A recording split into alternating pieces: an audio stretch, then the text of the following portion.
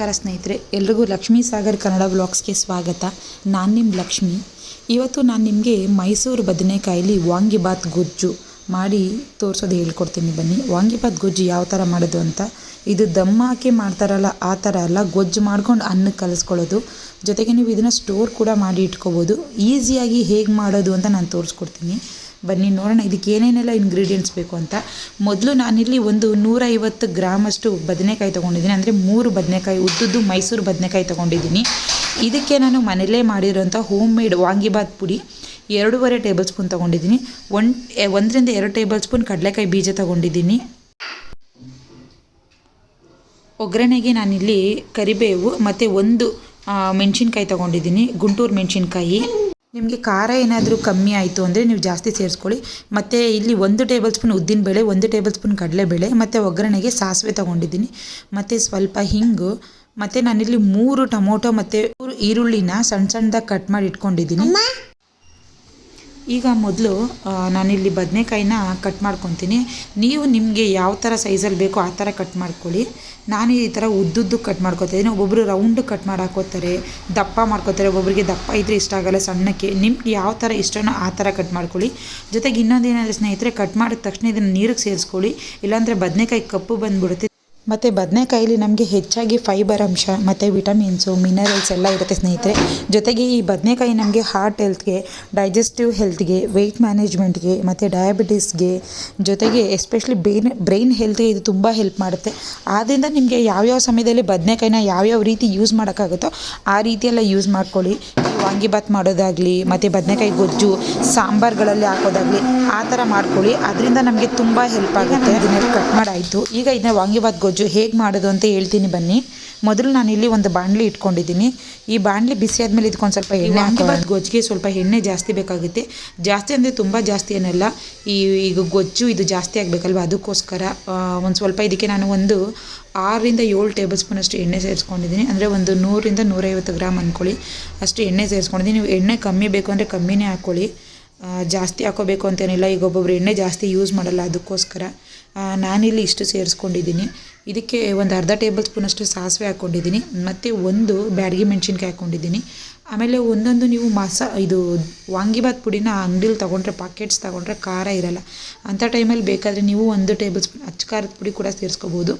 ಮನೇಲೇ ಮಾಡಿರೋದಾದರೆ ನಮ್ಗೆ ಎಷ್ಟು ಖಾರ ಬೇಕೋ ಅಷ್ಟು ಹಾಕ್ಕೊಂಡಿರ್ತೀವಿ. ಈ ಅಂಗಡಿಲಿ ತಂದು ಮಾಡೋರಾದರೆ ಆ ಥರ ಮಾಡಿ ಖಾರಕ್ಕೆ.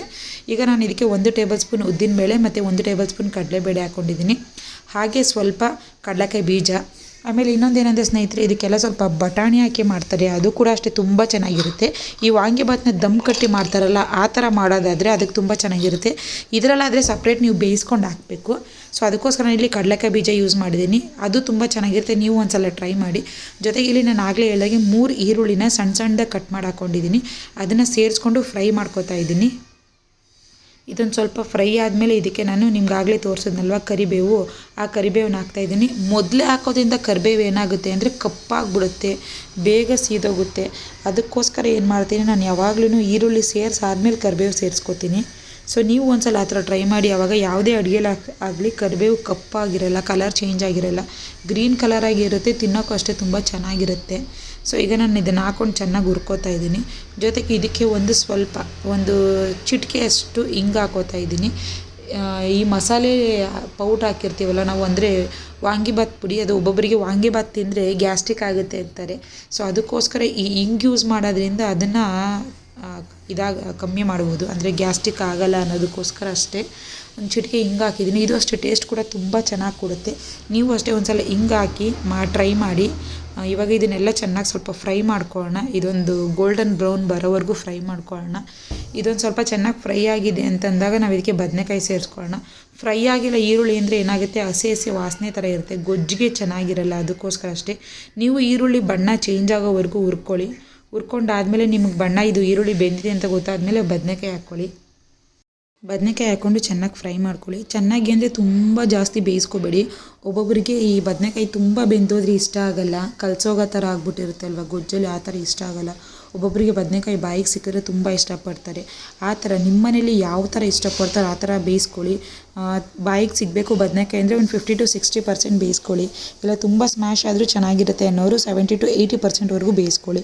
ನಾನೀಗ ಇದಕ್ಕೆ ಆಗಲೇ ಕಟ್ ಮಾಡಿ ಇಟ್ಕೊಂಡಿದ್ದಲ್ಲ 3 ಟೊಮೊಟೊ ಅದನ್ನು ಸೇರಿಸ್ಕೊಂಡಿದ್ದೀನಿ. ಇನ್ನೊಂದೇನೆಂದರೆ ಸ್ನೇಹಿತರೆ, ವಾಂಗಿಬಾತ್ಗೆ ಎಲ್ಲರೂ ಹುಣ್ಸೆಹಣ್ಣು ಯೂಸ್ ಮಾಡ್ತಾರೆ, ಆದರೆ ನಾನಿಲ್ಲಿ ಹುಣ್ಸೆಹಣ್ಣು ಯೂಸ್ ಮಾಡಿಲ್ಲ. ನಮ್ಮನೇಲಿ ಹುಣ್ಸೆಹಣ್ಣು ನಾವು ಜಾಸ್ತಿ ಯೂಸ್ ಮಾಡಲ್ಲ, ಅದಕ್ಕೋಸ್ಕರ ನೀವು ಯೂಸ್ ಮಾಡ್ತೀರ ನಮ್ಗೆ ಅದರಿಂದ ಏನು ಪ್ರಾಬ್ಲಮ್ ಇಲ್ಲ ಅನ್ನೋರು 2 ಟೊಮೊಟೊ ಹಾಕ್ಕೊಂಡು ಒಂದು ನೆಲ್ಲಿಕಾಯಿ ಇರುತ್ತಲ್ಲ ಆ ಗಾತ್ರದಷ್ಟು ಹುಣ್ಸೆಹಣ್ಣನ್ನ ಕಲಸಿ ಸೇರಿಸ್ಕೊಳ್ಳಿ. ಆಗ ಟೇಸ್ಟ್ ತುಂಬ ಚೆನ್ನಾಗಿರುತ್ತೆ. ಆ್ಯಕ್ಚುಲಿ ವಾಂಗಿಬಾತ್ಗೆ ಎಲ್ಲರೂ ಹುಣ್ಸೆಹಣ್ಣು ಹಾಕ್ತಾರೆ, ಆದರೆ ನಾನು ಹಾಕಲ್ಲ, ನಾನು ಬರೀ ಟೊಮೊಟೊದಲ್ಲೇ ಮಾಡ್ಕೋತೀನಿ. ನೀವು ಯೂಸ್ ಮಾಡ್ತೀನಿ ಅನ್ನೋರು ಆ ಥರ ಮಾಡಿ. ಈಗ ನಾನು ಟೊಮೊಟೊ ಹಾಕ್ಕೊಂಡು ಒಂದು 5 ನಿಮಿಷ ಆದಮೇಲೆ ಇದಕ್ಕೆ ಉಪ್ಪು ಸೇರಿಸ್ಕೊಂಡಿದ್ದೀನಿ. ಈ ಉಪ್ಪು ಸೇರಿಸಿ ಬೇಯಿಸ್ಕೊಳ್ಳೋದ್ರಿಂದ ಟೊಮೊಟೊ ಸ್ವಲ್ಪ ಬೇಗ ಬೇಯುತ್ತೆ, ಬದನೆಕಾಯಿಗೂ ಉಪ್ಪು ಹಿಡಿಯುತ್ತೆ. ಅದಕ್ಕೋಸ್ಕರ 2 ಹಾಕಿ ಚೆನ್ನಾಗಿ ಸ್ವಲ್ಪ ಬೇಯಿಸ್ಕೊಳ್ಳೋಣ.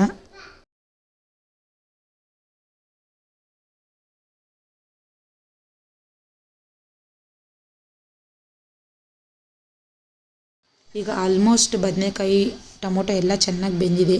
ಈಗ ಇದಕ್ಕೆ ನಾನು ಆಗಲೇ ಹೇಳ್ದಾಗೆ ಮನೇಲಿ ಮಾಡಿರೋ ಹೋಮ್ ಮೇಡ್ ವಾಂಗಿಬಾತ್ ಪುಡಿ 2.5 ಟೇಬಲ್ ಸ್ಪೂನ್ ಸೇರಿಸ್ಕೊತಾ ಇದ್ದೀನಿ. ನೀವು ಅಂಗಡೀಲಿ ತಂದಿರೋದಾದರೆ ನೋಡಿ ಸೇರಿಸ್ಕೊಳ್ಳಿ. ಅದು ಅಷ್ಟೇ, ಇಷ್ಟು ಬದನೆಕಾಯಿಗೆ ಇದು ಒಂದು 4 ಜನಕ್ಕಾಗುತ್ತೆ ಗೊಜ್ಜು. ಇಷ್ಟಕ್ಕೆ ಒಂದು 2.5 to 3 ಟೇಬಲ್ ಸ್ಪೂನ್ ಸೇರಿಸ್ಕೊಂಡ್ರೆ ಬೇಕಾದಷ್ಟು. ಅದೇ ನಾನು ಆಗಲೇ ಹೇಳ್ದಂಗೆ ಅಂಗಡೀಲಿ ಖಾರ ಕಮ್ಮಿ ಇರುತ್ತೆ ಅಂಗಡಿ ಪೌಡ್ರುಗಳಲ್ಲಿ. ಸೊ ನೀವು ಅದಕ್ಕೆ ಬೇಕಾದ್ರೆ 1 ಟೇಬಲ್ ಸ್ಪೂನ್ ಅಥವಾ ಒಂದು ಅರ್ಧ ಟೇಬಲ್ ಸ್ಪೂನ್ ಅಚ್ಚ ಖಾರದ ಪುಡಿ ಸೇರಿಸ್ಕೊಳ್ಳಿ, ನಿಮ್ಮ ಖಾರಕ್ಕೆ ಅನುಸಾರವಾಗಿ ನಿಮಗೆ ಎಷ್ಟು ಖಾರ ಬೇಕೋ ಹಂಗೆ. ಈಗ ನಾನು ಮನೇಲೇ ಮಾಡೋದ್ರಿಂದ ನನಗೆ ಖಾರ ಕರೆಕ್ಟಾಗಿತ್ತು. ಹಾಕ್ಕೊಂಡು ಈಗ ಚೆನ್ನಾಗಿ ಬೇಯಿಸ್ಕೊಂಡಿದ್ದೀನಿ. ಒಂದು 10 ನಿಮಿಷ, 8 ರಿಂದ 10 ನಿಮಿಷ ಬೇಯಿಸ್ಕೊಂಡ್ರೆ ಗೊಜ್ಜಾಗುತ್ತೆ ಸ್ನೇಹಿತರೆ. ಈಗ ಇದು ಗೊಜ್ಜು ರೆಡಿ ಆಗಿದೆ. ನಿಮಗೆ ಕಾಣಿಸ್ತಾ ಇರ್ಬೋದು ಎಷ್ಟು ಚೆನ್ನಾಗಿ ಕಾಣ್ತಾ ಇದೆ ಅಂತ ಹೇಳ್ಬಿಟ್ಟು. ಇದಕ್ಕೆ ನಾವು ಅನ್ನಕ್ಕೆ ಕಲಿಸ್ದಾಗಲೇ ಗೊತ್ತಾಗೋದು ಉಪ್ಪು ಎಷ್ಟಿದೆ ಎಷ್ಟಿಲ್ಲ ಅಂತ. ಇವಾಗ ಇದನ್ನು ಡೈರೆಕ್ಟಾಗಿ ಮಸಾಲೆ ನೋಡಿದ್ರೆ ಒಬ್ಬೊಬ್ರು ಗೊತ್ತಾಗುತ್ತೆ ತಿಂದು ನೋಡಿದ್ರೆ, ಬಟ್ ಒಬ್ಬೊಬ್ರು ಗೊತ್ತಾಗದೇ ಇರೋರು ಏನು ಮಾಡಿ, ನೀವು ಇದನ್ನು ಅನ್ನಕ್ಕೆ ಕಲಸಿ ನೋಡಿ ಯಾವ ಥರ ಬಂತು ಅಂತ ಹೇಳ್ಬಿಟ್ಟು. ಇದು ಸೈಡಲ್ಲೆಲ್ಲ ಬೆಂದು ಎಣ್ಣೆ ಬಿಟ್ಕೊಳ್ಳುತ್ತೆ, ಗೊಜ್ಜು ಕನ್ಸಿಸ್ಟೆನ್ಸಿಗೆ ಬರುತ್ತೆ. ಹಂಗೆ ಬಂದಾಗ ನಿಮಗೆ ಗೊಜ್ಜು ಆಗಿದೆ ಅಂತ. ಈಗ ಇದು ಆಗಿದೆ. ನಾನೀಗ ಇದಕ್ಕೆ ಅನ್ನ ಕಲಸಿ ತೋರಿಸ್ತೀನಿ ಯಾವ ಥರ ಬಂದಿದೆ ಅಂತ.